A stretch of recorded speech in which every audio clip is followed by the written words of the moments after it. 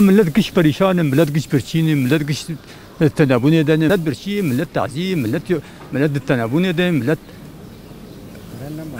نما یا ملت محبوبی ملت بیشی، ملت بیگوچی، ملت هر تشت بها بوی کس نما کاری تشکی بکر، کس نما کاری یعنی على طریق جریان olarak بای کس نما کاری پریوی بده، کس نما کاری ایابی بده، کس نما کاری کری بده، کس نما یک doğal gazı بده.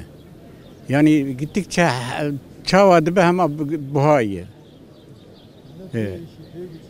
İş nemayı, şغل nemayı. İnsanı go bir şغل jer nemayı. İnsanı go şkar para ki biniş cem diye ki her bini bu kazı evci kenadi para tüne çünkü cemvici tüne cem ev go cemvi habe de tirsi go be de gaba go bigi parevi ne devi javdu fedidikin. Berwena sıkıntıyak permezin kati Türkiye. Çalışamıyoruz da, iş de yok. Eline nereye atsan zam. Yani yetkililer buna bir el atması lazım.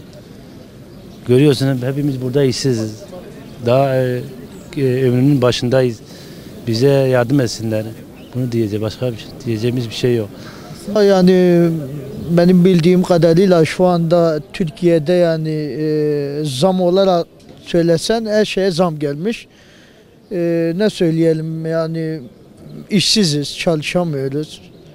O konularda yetkililere göre el atmaları lazım. Buna bir çare bulunması lazım. Genç olarak çalışmamız lazım.